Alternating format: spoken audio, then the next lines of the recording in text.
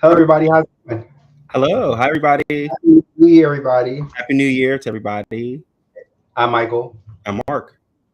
Yes, this is Jury's Lounge. So, you guys, welcome to our show. So, we normally would have started tomorrow with the live show, but because there's so much stuff happening, like the New Year came with a freaking bang, like literally. So, it said, "Hold my beer." Let me show you how it's really going to go down. I So, mean, they kept it crunk. I mean, I it's mean, just. Well, I mean, yeah, if you guys are part of the '90s back in the day, re- reference of crunk, like it's just everything's just all over the place. So yeah, we are grateful to have you guys to come and welcome. We're glad that you're here. Just yeah. let you know, make sure you like, comment, subscribe, and also reply back to us. We would like to hear from you during this event. Yes. We want to go on in essence back to our show. I want to go right into this. So much news. We need to go right into Yes. this. So much going on. So, first things first, we'll talk about the major news, which was the terrorist attack in New Orleans, where there was a gentleman in a truck who actually ran through the public, and this was like really devastating. This happened in New Orleans, and basically, the person ran through a truck, and they released 10 people from their, you know, what I'm trying to say in a From nice this way. plane, from this From plane. this planet's existence, we'll say that. So that happened. Over 30 people were injured. Um, um, what do you think about this, Mark? What do you think about this? I think I mean because I definitely understand like wanting to be having a good time and like be able to have fun and go out with your friends and stuff. But I think there's also always that you should err on caution and be very careful where you are, especially if it's a very public and very open place. I think internally, I mean, even sometimes in clubs can not be safe too. We know that from the pulse attacks and stuff like that happened in Florida. But in general, I think it's okay to mix every once in a while. Sometimes it's good to go out in public and have a good time, but I think also it's good to stay home with friends and hang out too. This year, I didn't really. I typically do go out and like to hear music, when the new year comes in and dance. But this year, I decided to opt in and stay home at a friend's place, and we had a party there, so it was fun. But I think with the given climate, just be careful wherever you go. I mean, Yeah. things are going to So happen no matter what. I'll give some more details to that story. It's basically, I think that no, normally, if you know the New Orleans, the area, then we have for New Year's. I want to say it was in the French Quarters that happened. Mhm. It could have been somewhere else. I could be wrong about that. But I want to say it's French Quarters. But we have like barriers up to make sure that no cars can get through. But the barriers were down. Like people think it's conspiracy theories. The barriers are down. They're down because Super Bowl is happening there this year. So they were trying to do maintenance and fix the grounds before Super Bowl happened. And because they were down, that's when the cars able to get through and do that. So we want to pray for all the victims and hope them, to give them our best wishes and for people who try, all the heroes, thanks for saving those people's lives, helping the 30 people who were injured. Yeah, so that's pretty sad. We want to make sure that we know I think that this is going to happen more often. Just Yeah. really be mindful. Like I tend to be like closer when I'm in a group crowd. People, I try to stay close to the edge of places because you never know who's Mhm. going to do something crazy. And also, it's good to be with group people you're with, so that if something does happen, who can help you if something happens, right? Yes, that's it for that story. What do you think, Mark?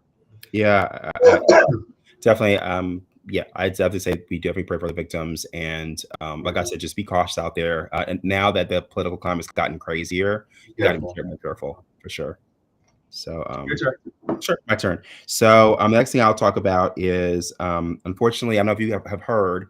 I mean, because we're huge fans of RuPaul's Drag Race here. The Vivian has gone on. Unfortunately, there's no news of what actually caused her to be in another plane of existence, like we talked earlier. However, she left a great impact on Drag Race and her legacy on being the first first UK Okay. winner Yeah. of Drag Race. She was a very great actress, and she's hilarious. So, Mike, what do you think about this story about her? Well, sweet. I think it's really sad because I think she's probably one of the funniest queens I think that we'll see in a long time. I think she's hilarious. I find she really held her own, and like to me, the funniest one is her, Bob, who else? Jimbo. Those like are they're so funny. They're so hilarious to me. Like there's an art of comedy which I think is really like not as recognized as much. I think in any community, I think comedy's not recognized as much, but like Mhm.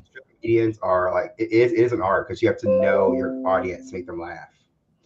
Yeah. I think there's a bit of intelligence that comes with comedy. Like you have to know your audience and know how they're going to react to give a response. I think to me, comedians are one of the most intelligent people out there on the planet. I think so. But I have to say, just in general, from my understanding, she definitely was part. She was in the arts, so she went to school for art. It's like with people like Jimbo, they went to school for like Jimbo went to clown school, so the people definitely. I think there's a reverence for me for people who actually study it and actually do a great job. And I think like to me, she kind of mastered that. So I'm sure that the family from RuPaul, she said I'm sure the RuPaul universe is devastated, which I know they are. But first out to that entertainer and their family as well. They had made a great and lasting impression on everyone. Yeah, I'm sure the whole universe is probably like not doing so well, but yeah. Here you go, bro. Okay, so let me ask you this: how would you feel if you owned a house or property, and say you left it for a vacation, you came back, and then all of a sudden there's actually a building on your land, and then you try to go into land, but you have no keys to get into it, and you don't even own it anymore. You own it. So what would you do? That's my first question to you, Mark. I think I would definitely call authorities for sure first. Okay. Yeah. What I told you it was the property, and it was actually government's fault, and the property manager's fault that happened. What would you do? What would you do? I'd sue. It's horrible. I'd be upset. I'd be highly upset and angry. This actually happened. So in Hawaii, this woman had a resort in Hawaii. I want to say her name. Her name was Anne. I got to hear her name. One second. Her name was. Give me 1 second. Her name's Anne. So she had a property in Hawaii. This was in. I can see where's that too. This is at this is a house that was supposed to be built in Kueo, which is Keaau, Kueo. And basically what happened was, she left to she on a retreat. She left to go to California or a different state, and she came back to Hawaii to find that they made a mistake with the government and the landowners, and she's landowner, but the government say they built property on her land, and they actually sold it. They actually sold. So they're trying to buy her out pay for the buy her out of her house. Area. The issue is, so like for her, if you're into spiritual, anything spiritual, you know that like people, when they search for good land, they search for a certain like energy and certain like the location where it is, or they means something to the power of the land and stuff, right? So to her, that the place meant so much to her. But now that there's a house there that with a lock on it, and it's like saving, and also now because they're fighting a dispute of figuring out who shared the property, there's squatters that have been on that land too. Oh no! There's like layers and layers and layers of poop. Yeah, I like the government. They need to figure. They need to take. Yeah, I mean, if it's her land, they need to get off her land. Honestly, that's why they need to get off her land. If anything, if they can work out a settlement, if it's possible, I mean, they can try. But if it's something where, like you're saying, you're especially tied to that space. Yeah, I'm pretty sure she doesn't want to go of it. So I would say just like they should either give her the space, clearly give her the land, give her the money, give her either that or double what it's worth. Because it means like now you've won my property, you ruined what I'm trying to do with the resort, and now it's so you basically tried to sell it to somebody else. Like what? There's so much hassle and all that, right? Yeah, so and that's a total mismanagement. Maybe a PR nightmare for the city and for the. Yeah, you're gonna go up to the government's door and just go. Pretty much straight to the face. Wait, your turn. Just to the dome. Your turn. So let's talk about the biggest news that's happening so far. So unfortunately, from what news sources are saying is that the Canadian Prime Minister Justin Trudeau has resigned as the party leader. Trudeau had a trepidation being a leader. He said his points for popularity have gone down.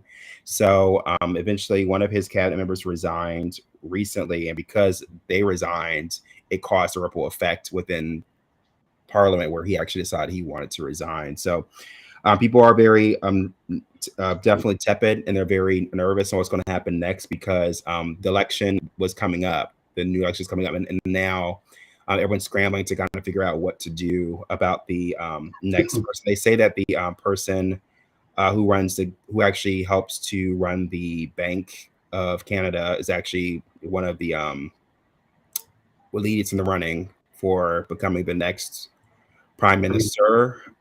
And this all comes in the wake of Trump saying that he wants to add tariffs, 25% tariffs to Canada, and has threatened that because he said that illegal aliens and have been coming to Canada, and Canada's been turning a blind eye to it. So, Mike, what do you think about this particular story?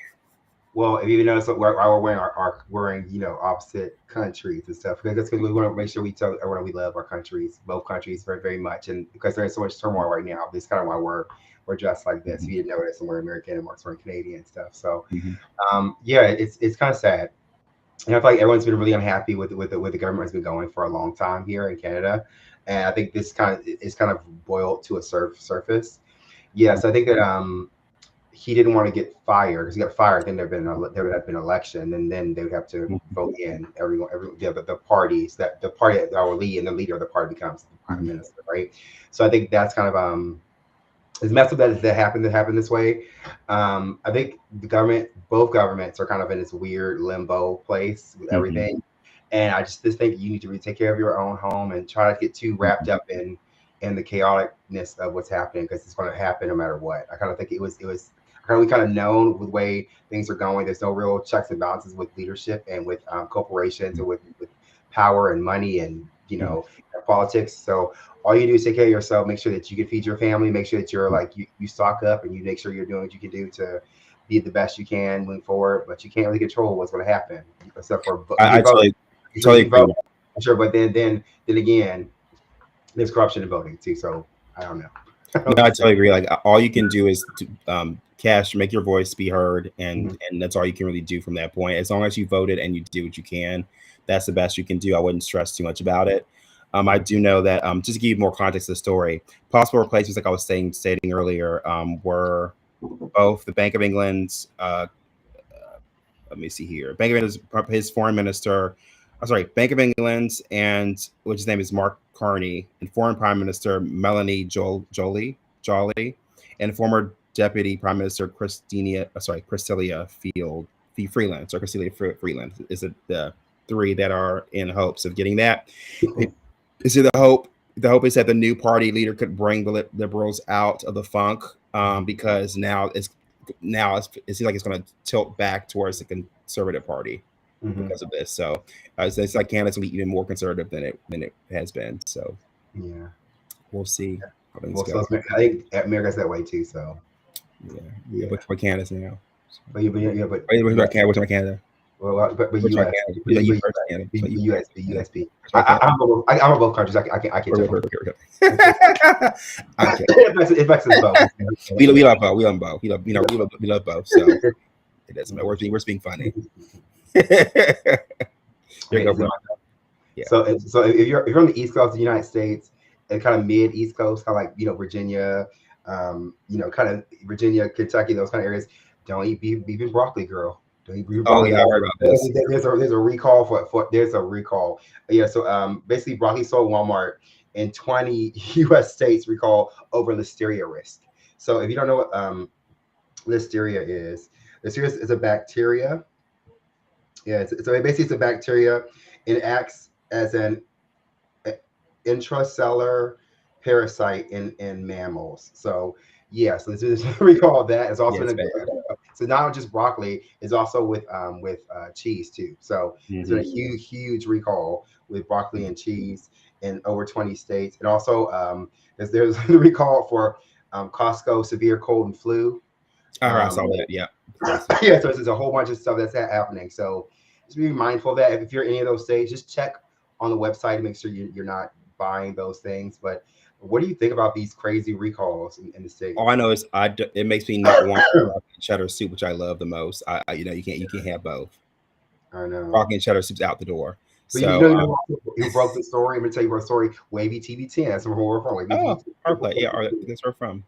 Yeah. So no, but in general, this I don't know if you notice this. Every time it gets winter time, it seems like vegetables get affected. But I think it's also because if you think about how certain things aren't in season, and then they try to bring them, they try to preserve them so they stay longer than normal, and it causes a whole bunch of different problems.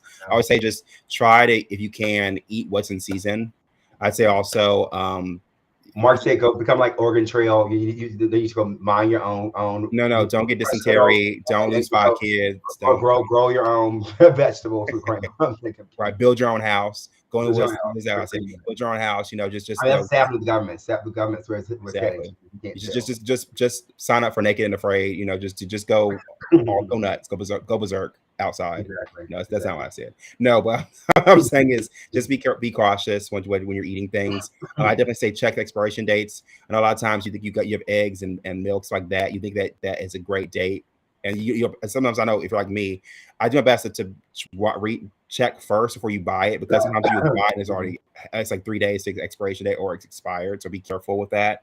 I know that happened with us a lot when we were in college. We can tell you a whole story about that, and we were in Alabama. But for places that are not as food's not as prevalent, just be careful where you buy your food, and be careful. And also, if you can, try to go to local farmers if it's possible to support your local farmers and farmers markets. Okay, so you got more. Yeah, cool. Okay, so my next one's going to be about the. I don't know if you heard about this. Have you heard about the combustible situation that happened at Trump Tower? Oh yeah. It's a Tesla. So in Vegas, a highly decorated army soldier actually fatally shot himself, and he shoved a bunch of explosives, and not just that, but also fireworks inside his car, and it blew up in front of Trump Tower. Matthew Lebensberg, a 37-year-old Green Beret from Colorado Springs, was the one who actually said he needed to cleanse his mind of his brothers he's lost, and blew himself up. He said he was not a terrorist. Everyone knows it's not a terrorist attack. He just wanted to get his point across and make his message clear. He also left a manifesto of letters inside the car explaining the situation. What do you think about this, brother? I think it's what he said. I think a lot of people just want to be seen and heard. I feel like when they're not being seen and heard, they do things for attention. I think, and when it gets to a critical point where you need that much help and you do that, go talk to somebody. Like, find somebody to talk to. Like, even your family. Everybody got a mama for the most part, unless they're gone. Like, you like call your family and talk to them and see what they can help you, or like call, especially there's hotlines you can call to help yourself. It's like, really, this year really work on self-help, self-care, and your mental care. Make sure that you're good. Like, you need some help, or just talk to somebody. Say something. Anything to anybody. I totally agree. I'd say, like, if you're feeling unwell or you're feeling like you need to get some steam off, let it go. Talk to your family members. Talk to, like you said, go to a licensed therapist, and just give that information to them. Like, I feel like a lot of times we feel like we're alone. We don't have anyone to talk to, or we're we just kind of wrestle with our own demons. But you have a lot of people. You may not think so. You have people who do care about you and want to make sure you're okay. And even not, you can always get someone. To be honest, I'm gonna be real. You can get someone to pay. You can pay for someone to listen and help. So honestly, if you need it, it's out there for you. Go for it. Go get it. Yeah. That's all the stories I have for today, bro. What about you? So my last one is how I was on with Fox News. So I watched on Lovely T. We love watching Lovely T. Oh yes. Fox News. Basically, there's two women who work at Fox News. So one is a hairstylist, the other is an anchor, and she's pretty famous because they're very pretty women, right? So the pretty much the hairstylist was positioned by some head of the company to for $1 million to sleep with the guy, and she's been harassed a lot. So she's creating a lawsuit, and pretty much the other woman who's the anchor, and it's alleged. So we don't know everything. It's in the papers and stuff. So I said that's in litigation. So we're gonna say it's alleged. The anchor, she's a pretty woman. She's a racially ambiguous woman. Okay. She had some talks on certain programs talking about how she's personally pretty, but she was basically ratted out by the hairstylist that she was sleeping around with most of the people in that top end industry, whereas girl, she was not doing that, right? So they had this kind of beef because I think at one point the girls had actually spoke to each other, and I want to say it's the hairstylist who was saying that she felt like someone had actually touched her inappropriately, did something crazy to her, and the anchor woman was like, "Well, get over it. This is how it is. You get over it." Now it's a huge lawsuit with Fox Sports, and it's causing this big, huge debate because it goes to a point where like you have all these misogynistic men talking about how women shouldn't be anchors and should be involved with Oh, that. in sports, being So around. like yes, it's this big conversation where it's like women aren't knowledgeable enough to know that, which is not true. But Yeah. then it falls on like women are preyed on too, right? So what do you think about this? Yeah, Like I think it's sad yeah, that the anchor had to say just get over it and deal with it. Where yeah, it's like you should know, any type of harassment, whether it's racial, whether it's sexual, it should never be something where you just deal with it at work. Like no matter what, you're at a job, you go to your HR, go to someone and speak to them about if you feel uncomfortable. More than likely, it's something that shouldn't be happening. Especially if I mean if she's propositioned by the head of the company, then yeah, there should be some repercussions for sure. That you should never be able to kind of because there's if you think about it, there's pressure, right? If someone yeah, is actually you know likes me in that kind of way, and I say no, I could be in fear of losing my job or doing something correctly when they fire me, and it's yeah. unfair. You should never have that fear lingering against you.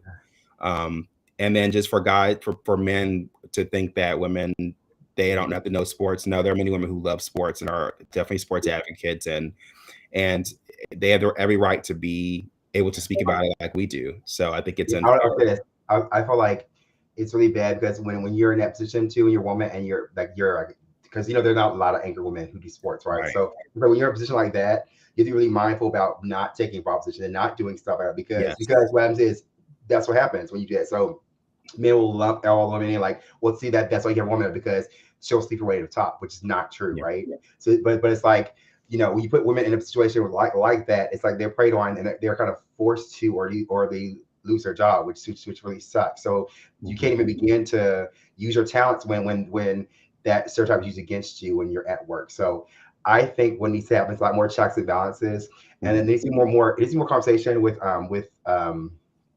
I don't know with what do we call it, Mark? The other part of the company, like quality assurance, not quality assurance, but what do you call it? HR or human HR, resources. HR, human resources, yeah, for sure. Whether they need to like have more programs or for sensitivity when it comes to like I agree. dealing with okay, this is what we don't and do we do and don't do because that Right. woman who was the anchor, she sat with married people. Most people were they were Yes. mostly married Yeah. men, mostly married men, right? So it's like And then can you imagine being a woman of the company trying to go? everyone of color. Yeah. Okay, you on top of that. Imagine your woman coming to a company, all of a sudden you see this lady, like, and this person comes to you like, oh yeah, yeah, I want to get with you. You're like, oh no, I don't, I'm not, I'm here to work. And then you go to your colleague trying to get some solace, try to get some, Yeah, camaraderie. Oh yeah, this happening. She's like, oh yeah, do it, girl. Do yeah. I'm like, you'd be like, what? What kind yeah. of company is this? What kind of It company? is it's what we 1970s, 1950s? Like this is Right. ridiculous. That's Yeah, horrible. but Yeah. that's all the news I have for today. That's all the news I have for today, Mark. Yes, that's all I have too. Yeah. You guys, please make sure again to like, comment, subscribe, and hit us up when you can. Um, Yes. have you seen any new movies or anything? Do you want to talk? Do you think should we talk about our movie segment about Squid Games? Oh, yeah, we talked Squid Games. Yeah, that's a good one to talk. We'll So do a brief. we both watched all Squid Games, which Yes, is of really the second amazing. season. I love the cast is great. I thought the cast is really great this time. I kind of feel like I wish they would have really focused on the game more. I like the games themselves and how they came up with those concepts actually doing those games. I feel like right now Mhm, you're kind of seeing the back end of like corporate and stuff and how they're running, how things are run in the background. mhm, But I want to know more about like who sits and creates like the thought behind what game gets chosen, what game does not get chosen. That's what I feel. I really like the colors. I love the bright colors and the mhm. styling and the costuming is great for Squid Games. Yeah, but there's a lot of brutalness, which is kind of like that's kind of the name of the game when it comes to Squid Games, kind of the brutalness of it all. Um, question is, if you were that destitute, that broke, and you had nothing else for you, would you do? Would you do Squid Games? That's true. Like I feel like if I'm thinking if I were, I mean, I think I would. I mean, if you think about if you have nothing, right? You have absolutely Yeah, nothing, and you have nothing to live for, and again, of course, I mean, I know me being my conscious self, I know I have plenty of things to live for. But if I had nothing to, and then someone give me this opportunity to make money, yeah, why not? I would say yes. However, I think I would. I mean, I would definitely be curious, number one, and kind of cautious for sure about what's going on because you don't know what's really totally happening until you get into the game. And then also they don't. I would ask a lot more questions because a lot of people they sign the papers. They didn't ask the questions. What okay, so yeah, if I win, I win this much money. Okay, what happens if I lose? No one said what happens if I lose. Nobody. Yes, It's kind of weird. Or not that, but or what is percentage? What was the percentage of people who actually win? To win, Right, exactly. Like if you have a 5%, what are my chances of winning? Right. Yeah, your chances of 5% chance of winning. You're not. You probably want to do it right. I think also too. I'd say about the storyline. At first, I thought. To me, I thought it was gonna be boring at first. When I first, because what more can I really say? I thought I was gonna do the same old game. It'll be, they'll just do probably new games, and it'll be the same person trying to win. But I think it was interesting how they actually showed a bit more of the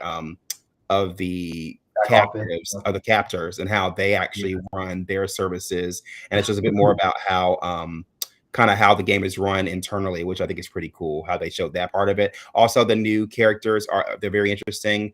I won't, without giving too much away. I think a lot of the characters they have a bit more a realistic feel. I mean, the other ones did too in the first game, but I feel like this one they're definitely different than the other casts. But I like how they're different in a way that's very humane and very realistic. I think. What do you think about the new games? The new games. Let me think. So the new games that we've seen for, because again, by the way, we didn't say.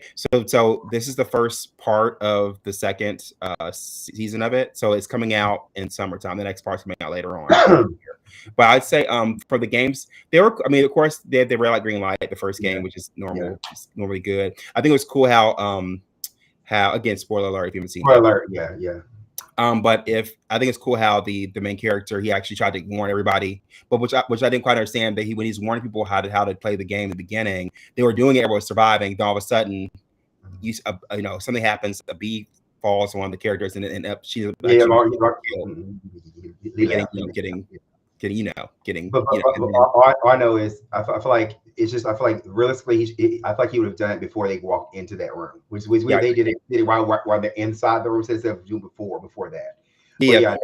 But I think he didn't. I think his strategy was he wanted to out himself right away. But I think once he figured out that they were doing the same game, then he tried to. I think that's what he tried to, because he probably didn't know. I mean, I think he knew, but he really didn't know until they started the game. So I kind of understood that part of it.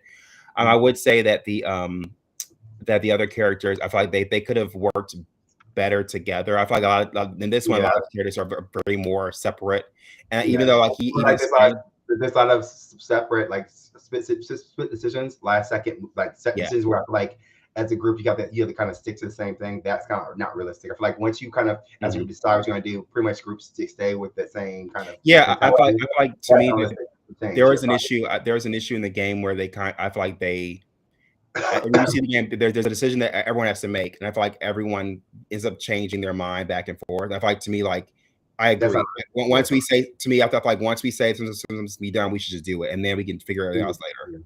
So I totally agree. Yeah, I feel like it's really good. I feel like for us, because we're more into Alice in Borderlands. I feel like that's gonna be the one we really want to. Oh yeah, I would love that a lot. So that would be a good one too. If you guys have any suggestions for us to watch anything, you can leave it in the comments below. Again, we want you to like, comment, subscribe. Please share the content. You can message us, private message us. Cups on the string, back and forth. What we got to do to communicate with us, we will respond back to any of the say. So we want to say thank you guys so much for our show, for coming to our show and hanging out with us. We want you guys to enjoy the rest of your evening. Yeah. And I'm Michael. I'm Mark. Bye.